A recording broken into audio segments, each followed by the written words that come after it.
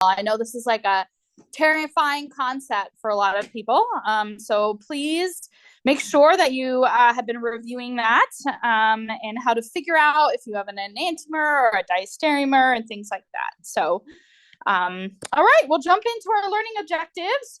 Our learning objectives, we're continuing learning objective 17F. So last week, on Monday, we learned that everything goes to the alkyl halides when we have primary and secondary alkyl groups.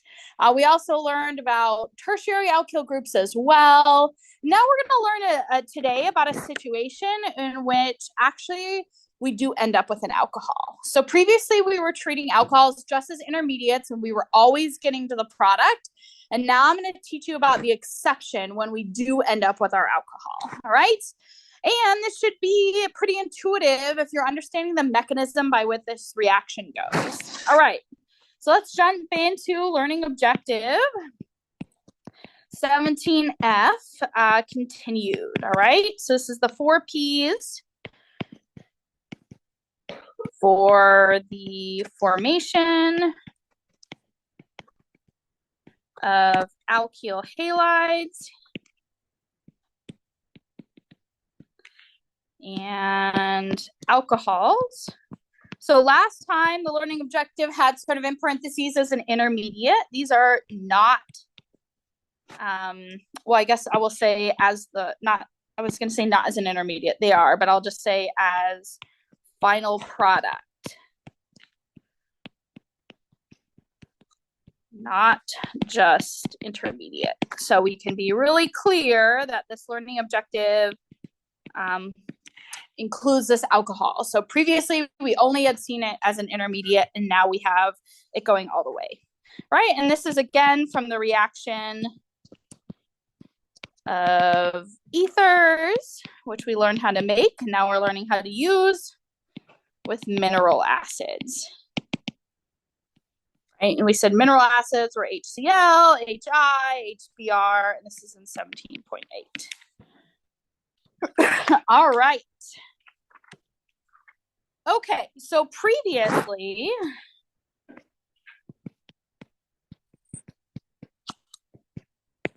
right, we had learned that if you have, for example, this tert butyl ether,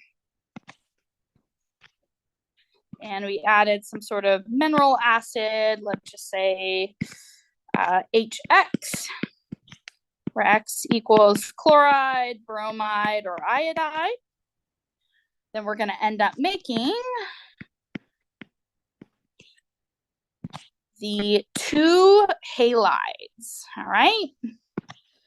So we're going to form an ethyl as well as a tert butyl. So here we had our tertiary. Here we made our tertiary alkyl halide from the tertiary side of our ether. Here we have our primary. And here we formed our primary alkyl halide. Right? And so we said the mechanism of this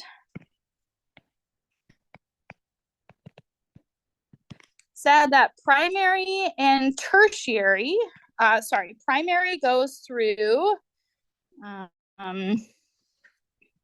a different mechanism. So primary goes through our SN2 mechanism, right? It's not very hindered. We know that we can have a good leaving group there, and then we can go ahead and have our nucleophile attack.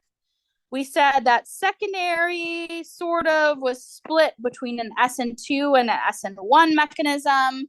The reason being it's more hindered than primary, but the carbocation is less stable.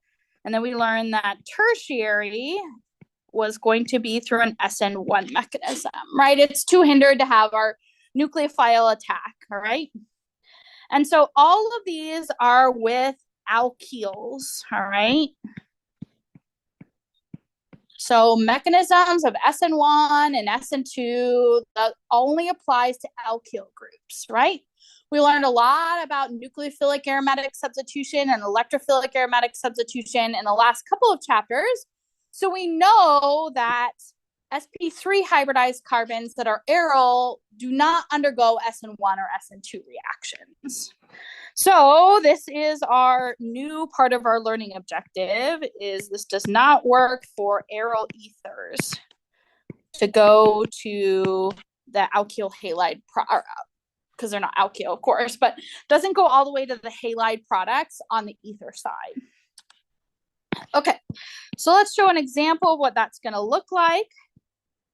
Let's say we have just a phenyl group, all right, and some primary group, for example, a methyl. When we add in our mineral acid, so our HX, and I should also note heat is needed for these. Right, so when we did that, what we're getting out at the end of the day is we're going to get out our alkyl product, and we're also going to get out an alcohol, as our learning objective says. All right, so the first part of this mechanism that we learned is going to be protonation of this lone pair on the ether. We have our primary and our secondary. We can carry over our X minus. Right, so we know that at the end of the day, our methyl group can undergo, this is primary sp3 hybridized carbon. So we know that this primary sp3 hybridized carbon can do SN1 and SN2, right? And because it's primary, we're going to have it do SN2. So at the end of the day, the product that we get is still going to be our methyl group. That's the alkyl halide. All right. But our other product that we're going to get, we're not going to do the second half of the mechanism, because we see that this is sp2 hybridized carbon, so no SN2 or SN1. Right, so that means that our other product that we get is just the alcohol. All right, we do not convert this into the halide. All right, because that mechanism that we learned with alkyl groups is SN1 or SN2 does not apply to an aryl group. All right, so that's why in our learning objectives, I was quite clear this time that the alcohol is our final product, not just the intermediate in the reaction. Okay, so that's a difference between our SN1 and our SN2. All right, so let's go ahead and do a practice problem to kind of solidify this a little bit. All right, so thinking about if we have a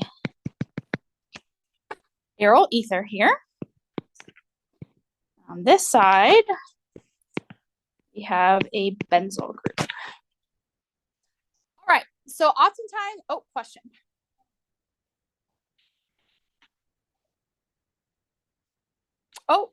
Good question. It shouldn't have a negative charge there. Yep, thanks for pointing that out. All right, it's just a methyl bromide or iodide or chloride. Okay, great. So we have our benzyl group here. Okay, so when we're evaluating what are the possible products that we get out of this, let's take a look at this side here. This carbon is an sp2 hybridized carbon. All right. And when we take a look at this side, we see a phenyl group is incorporated into our carbon-based fragment, but that is not an sp2 hybridized carbon that is bound to our oxygen. So this one is an sp3 hybridized carbon.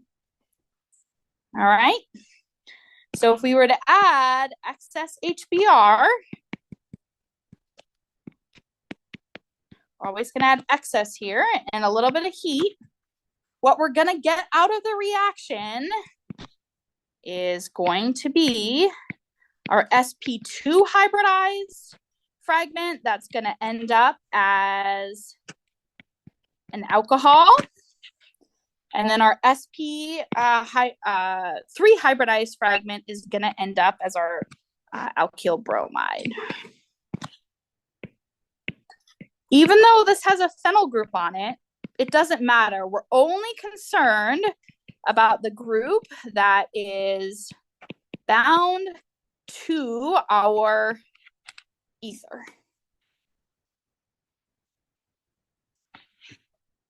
All right. So CsP2 is going to end up as an alcohol.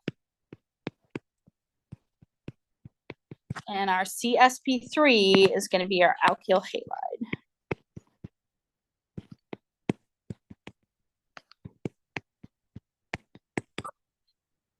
All right. So we have to do a critical evaluation of what we're looking at here. What are going to be our products from this learning objective? I wish I could say all of the products are going to end up as halides, but again, we have to deal with reality and the truth, even if it's a little bit complicated.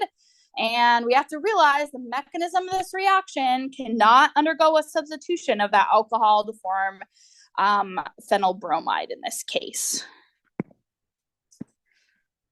All right, let's go ahead and do our chime in. All right, let's see if we're kind of getting this concept here. All right, lecture 15.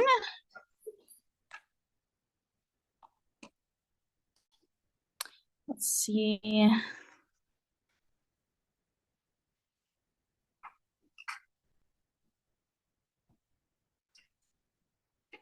I have this chime in listed for lecture 15, but I don't know why it's not loading for me.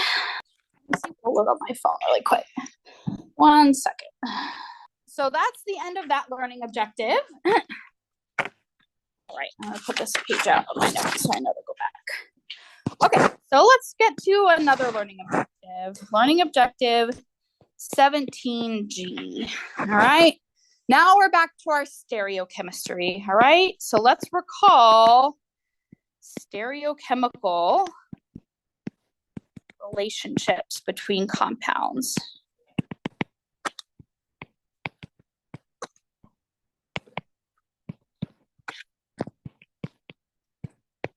All right, and stereochemistry is sprinkled all over your book. All right, so if you have questions about it, you can go ahead and look at 2301 content because a lot of it is there. Okay, so let's talk about enantiomers.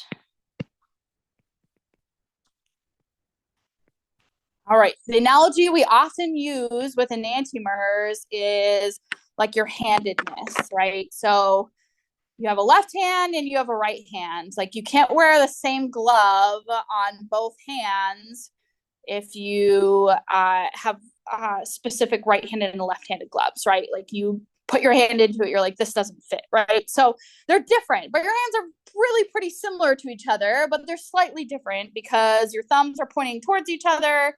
You don't have hands that look like this, right? So that's what we often have for enantiomers, is kind of our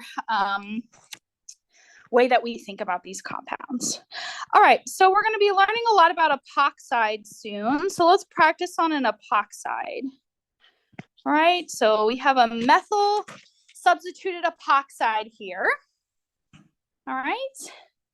And when we think about what enantiomers are, these are non-superimposable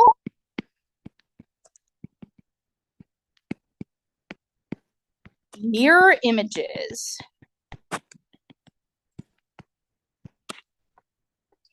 All right. So just like our hands are non-superimposable, but they're mirror images of each other, right? Okay, so let's draw a mirror plane. And if you were to hold this epoxide up into a mirror, let's see what it would look like. All right, if we were to hold this mirror up, our epoxide would end up looking like this, right? So that's as if we're thinking about, say, your pinky finger on your right and your left, right? And you held that up to the mirror, this is what we would get, all right? So wedges mean that we're going towards you.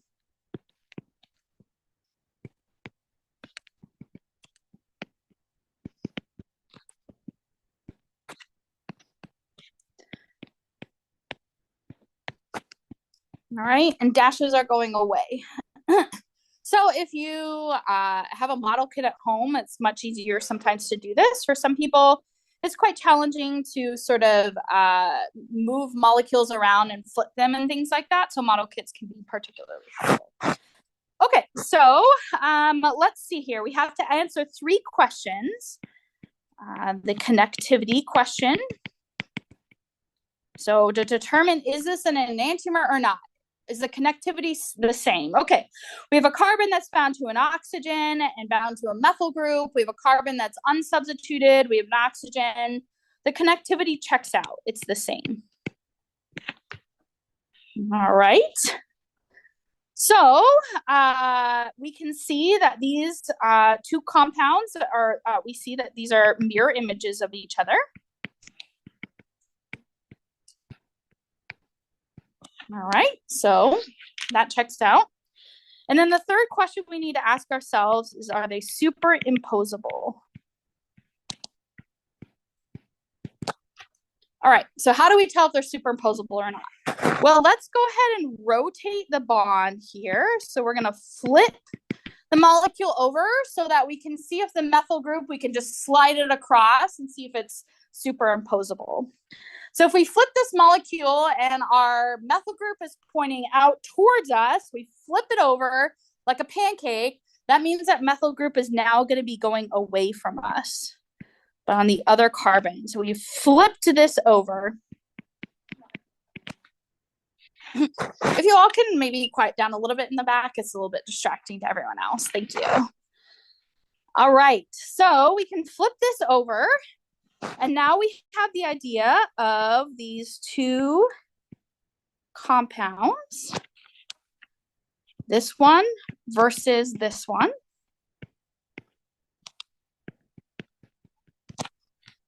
And can we slide those over, and will they superimpose on each other? The answer is no, they're not going to superimpose on each other, all right? Because we flip them over and we cannot slide them. So they're not the same compound.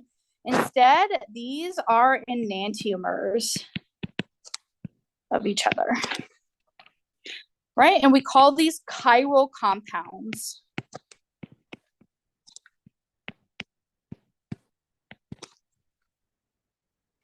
All right. So this is going to come up over and over again, all right? We're going to see a lot of chiral compounds. We're going to see achiral compounds. We're going to see enantiomers. We're going to see diastereomers. I know it's a little bit confusing, but let's go through a couple of examples. Okay, so that's what enantiomers were. Now let's go ahead and take a look at this next example. So now we have a di-substituted epoxide. All right, so let's draw a mirror plane. And if this molecule were to look at itself in the mirror, what would get out at the end of the day looks like this.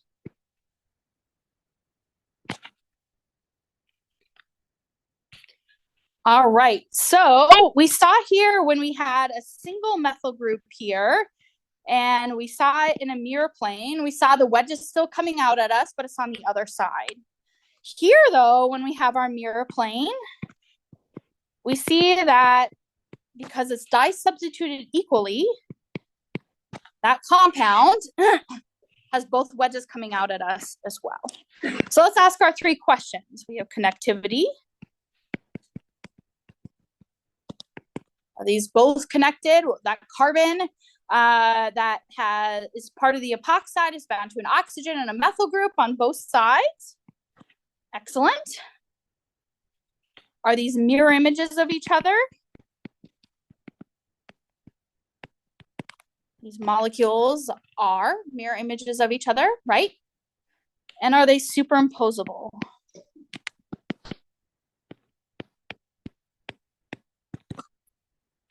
They are, right? Unlike before with our enantiomers, remember the definition of an enantiomer is it has to be a mirror image, it has to have the connectivity, but it's non-superimposable. Here we've come into the situation where we have something that's superimposable. So these compounds are identical.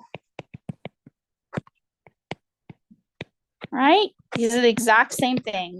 All right. These are not enantiomers of each other. These are not diastereomers of each other. One kind of pro tip if we're trying to figure out if something is an enantiomer or diastereomer, if we can draw a mirror plane in the molecule,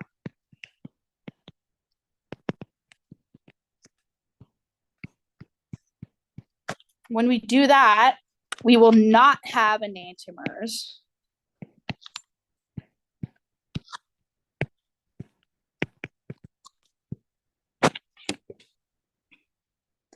All right, so that can be a kind of a tip we can do, just like a quick heuristic, a check we can do and say, this isn't going to have enantiomers because we have that mirror plane.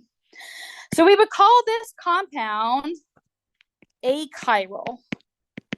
Right? Previously, when we had enantiomers, we said we have a chiral compound. When we don't have enantiomers, this is achiral, all right? Not chiral. Okay, let's look at one other situation where we can have another epoxide in which we can compare the same epoxide that we had before. And when we have two wedges or two dashes facing the same way, we call this relationship cis, meaning these are on the same side. Now let's contrast that to a different compound that I'm going to draw here. And we're going to have one wedge and one dash. All right, and we call these trans. Right, opposite sides. Right, cis, same side, trans, opposite sides. The same thing goes for alkenes. That's how we name them. Cis, the substituents on the same side, trans are on the opposite side. Okay, let's ask our questions to figure out what we have here. Okay, so is the connectivity the same? It is. We have the same connectivity, right?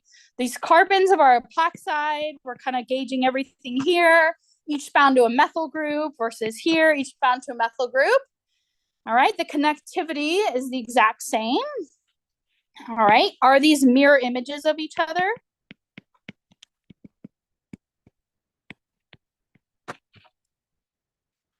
All right, if we were to draw a mirror plane here with this compound, we already did that. We saw that this compound here, which is the same, is the mirror image of this compound. So when we're thinking about the mirror image of this molecule, it looks like this. Is this a mirror image? No, it's not. So in this case, we have diastereomers. All right, these are not enantiomers of each other. All right, to have a diastereomer, we need two stereocenters.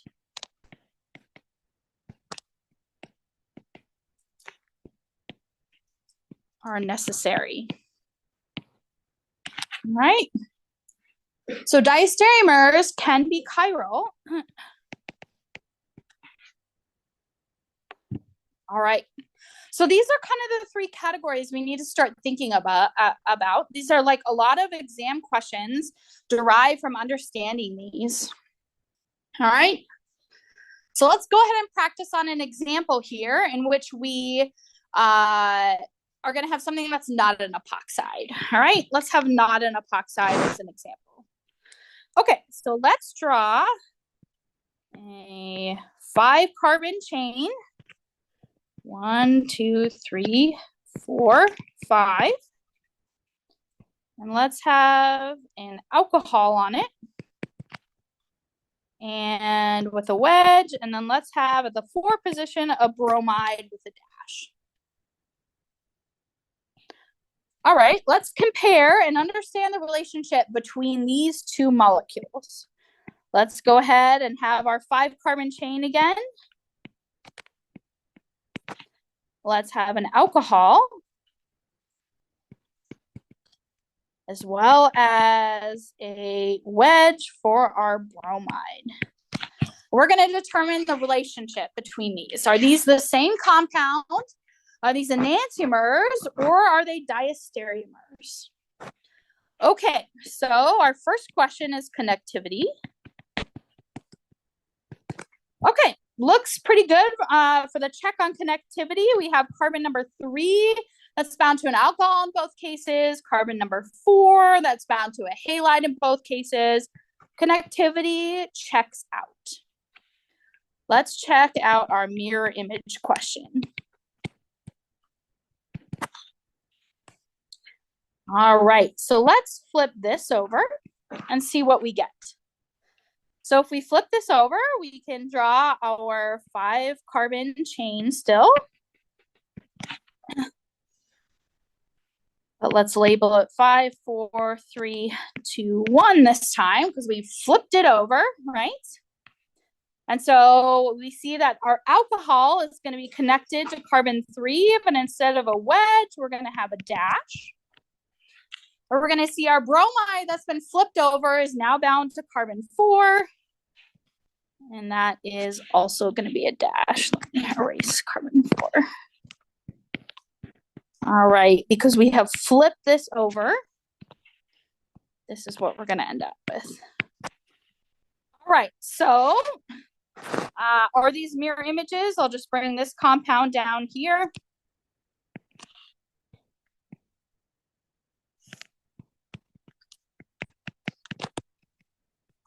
All right, mirror plane.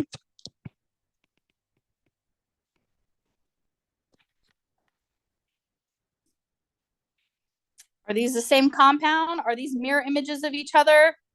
They are not, right? We have our dashes and our wedges are different even when we have that mirror image. And so that means we have diastereomers. All right, these are not enantiomers of each other. Each of these compounds individually has an enantiomer. If we wanted to have the enantiomer of compound A, what that would look like, it's going to be flipping all of our stereocenters to look like this. Right, so diastereomers can have enantiomers of each other, right? But these 2 compounds here are diastereomers. All right, so please, please, please review that. Okay, so now that we have a little bit of a review on that, now we can see where we're gonna use it in this particular chapter. All right, so learning objective 17H is to recall the epoxidation of alkenes with peracids. And now we want to indicate the proper stereochemistry, all right? So you've seen this reaction in 2302 or 2301. And we revisited here.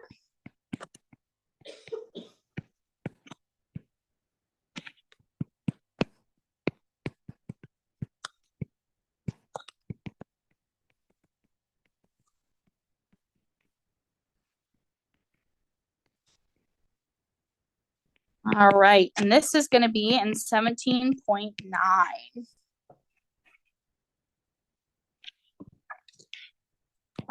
All right, so back in chapter 18.11, when you were in 2301,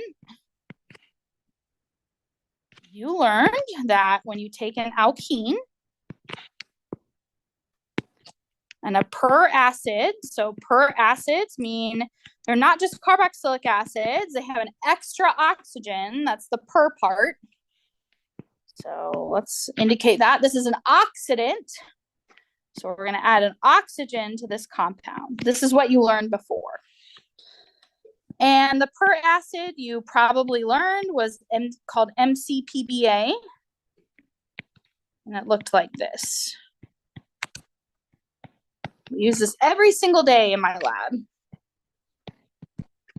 as an oxidant. All right, so it stands for metachloro peroxybenzoic acid.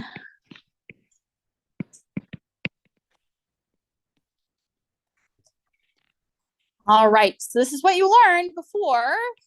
Here we don't have any stereochemistry indicated.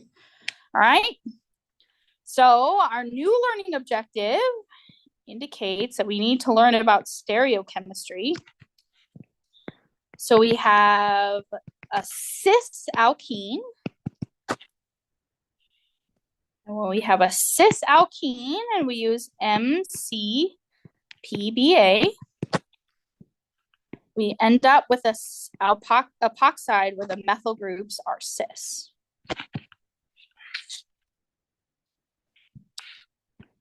Okay, so why did I draw the two wedges? Well, doesn't matter. I could have drawn two dashes. Right? Those are the same compound though, right? You flip it over, it's the same compound. They're cis. So we don't need to indicate there what we have in terms of the enantiomer, right? We learned up here that those are the same compound, okay? Okay, so MCPBA, we have a cis relationship between our methyl groups, and this is diastereo specific, right? We call this syn addition. All right, so this means the alkene stereochemistry is retained.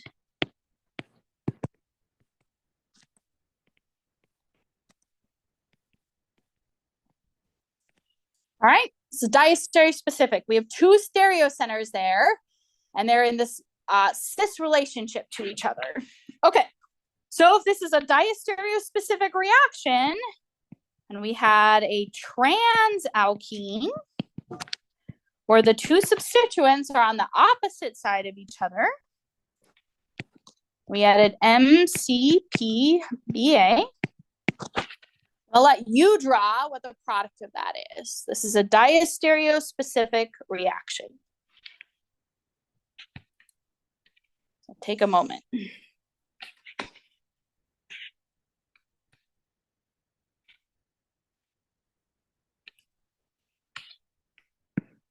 All right, so we have trans methyl groups.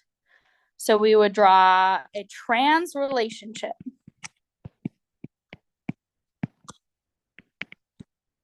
In this case, we would have the other enantiomer here because it's not the same compound. All right, so this is not enantioselective. So it makes both of enantiomers.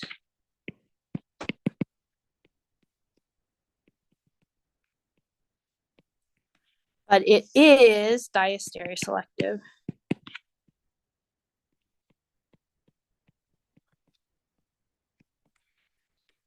All right, so not enantioselective, but it is diastereoselective because both of these, those are enantiomers of each other. You get the two enantiomers. So in a 1-to-1 ratio of enantiomers. And the term we use when we have equal amounts of the R and the S or the D and the L, however you want to think about it, we call this racemic. Right? We wouldn't call that enantioselective or enantiomer-enriched. We call that racemic. All right, let's go ahead and I know we have a chime-in question on this, so let me see if I can open that one. We won't worry about the other one. Okay, internet does look to be working. I figured if it was not working for me, it would probably not work for you all. Okay, this one looks like it's coming up, so let's go ahead and see what you think the products or product is or are of this epoxidation reaction. Some of these results. Okay, awesome. So I like that we see that there's probably two correct answers. Okay, when we take a look at this alkene, it's a trans alkene. Those two methyl groups, or sorry, the methyl group and the ethyl group are on opposite sides of each other. When we take a look at our epoxides, we see that we have C and D, and those both have a trans relationship between their two alkyl groups. All right, excellent. So it looks like people are understanding this. All right, great. I don't see anyone else answering, so I'll go ahead and close the question. All righty, so our chime in question just added an extra methyl group on this particular example. Okay, so we have another recall reaction that we had previously. We also learned in 2301 that when you take an alkene, you add bromine and water, you end up with, let's draw the carbon skeleton. We end up with a bromine and an alcohol as our product. All right, this is trans. Here we would call this anti-addition.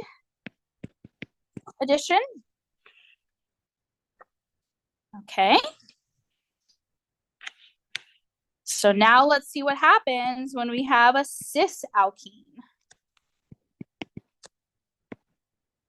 This reaction is also going to be diastereoselective. When we have a cis alkene, we see that we can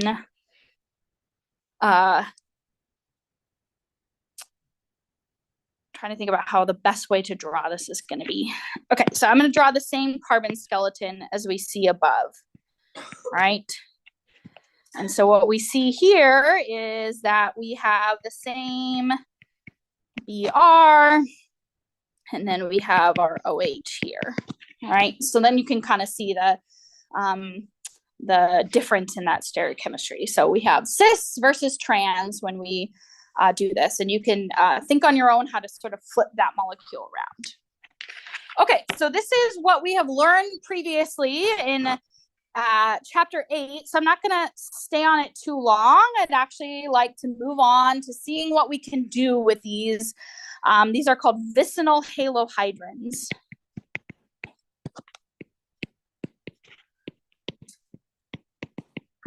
Okay, so our next learning objective is going to actually be using vicinal halohydrin. So that's why we needed to recall what we got in this situation. All right, so learning objective 17I is the 4 P's of formation of epoxides from vicinal halohydrins.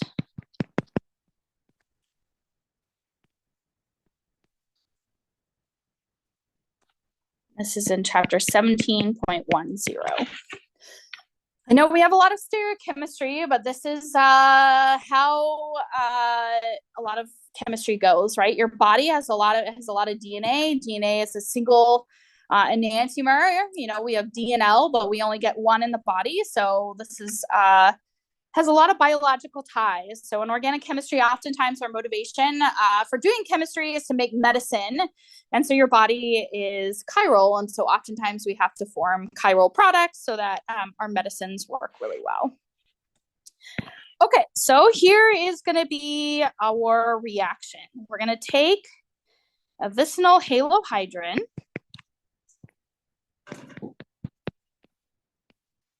Looks like this. Suggestively draw out this OH bond. And then at the end of the day, what we're going to get out in this reaction is we're going to add sodium hydroxide to this reaction. And because the pKs of those are very similar, we have equilibrium arrows. We're going to go ahead and we're going to deprotonate this OH. Okay, so now let's see what we get out of this reaction. We have not changed any stereochemistry we have simply deprotonated this OH. So we have an alkoxide and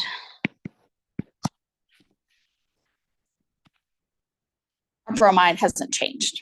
Okay. Our byproduct of this is, of course, water that came from the hydroxide and our deprotonation. So in this case, what we're going to do is an intramolecular SN2 reaction.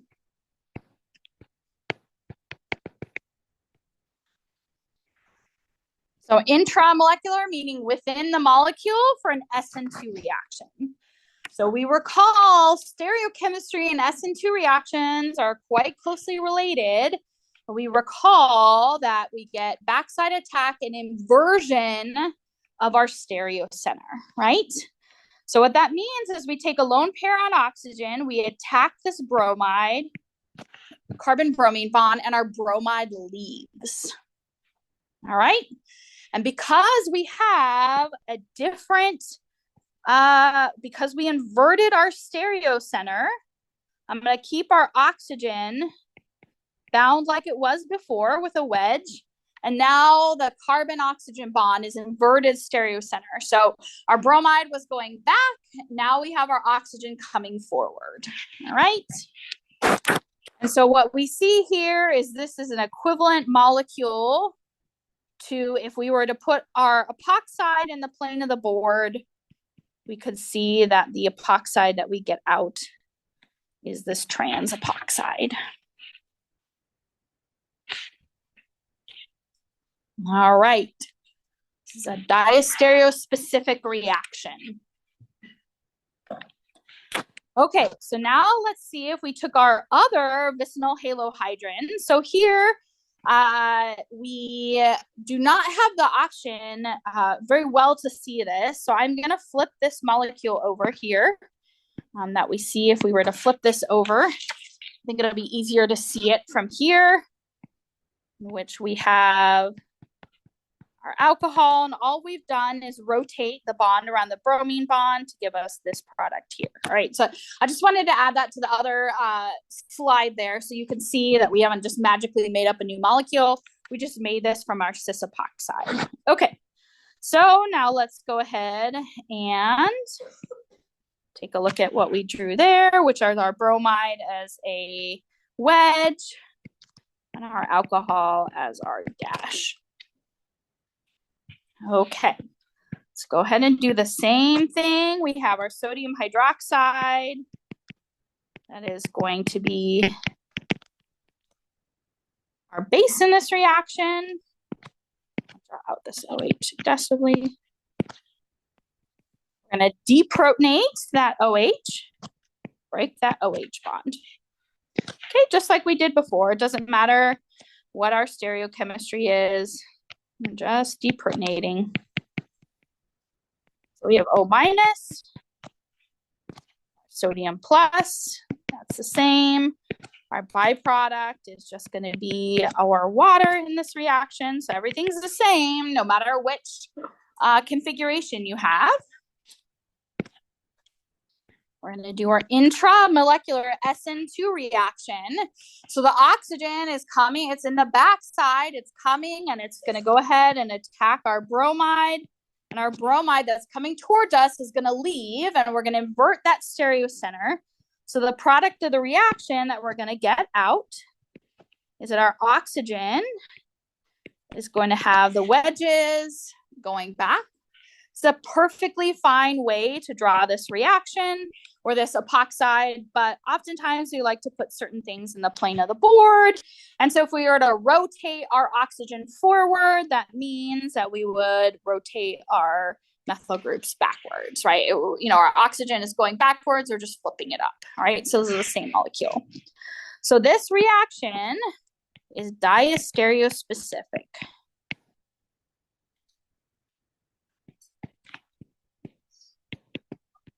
Right, depending on which vicinal halohydrin we start with, the syn or the anti one, we're going to end up with cis or trans epoxides. All right.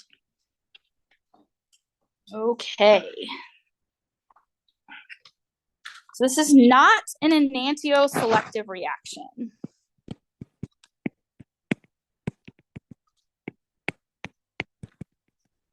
Right? So not enantioselective, right?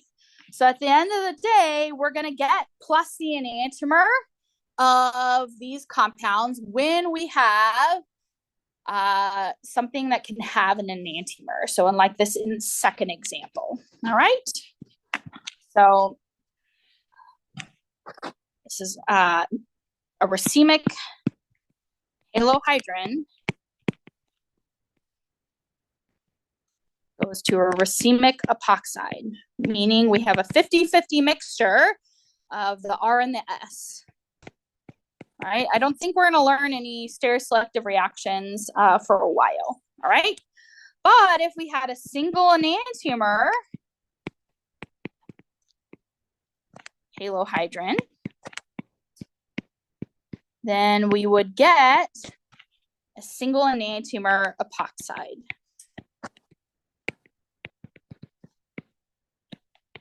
There are reactions that we can go ahead and take a mixture, racemic compound, and turn it into a single enantiomer. That's something that we absolutely do, all right?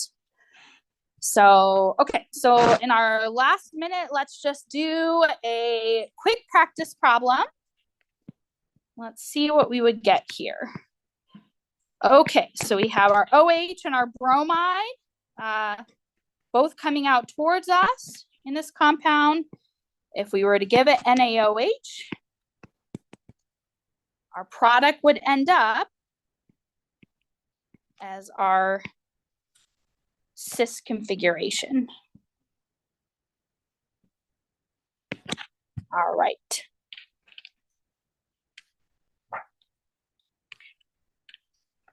All right, so please study up on stereospecificity. It's a really important topic that you're going to hear over and over again, and it's quite important that you kind of have this foundation.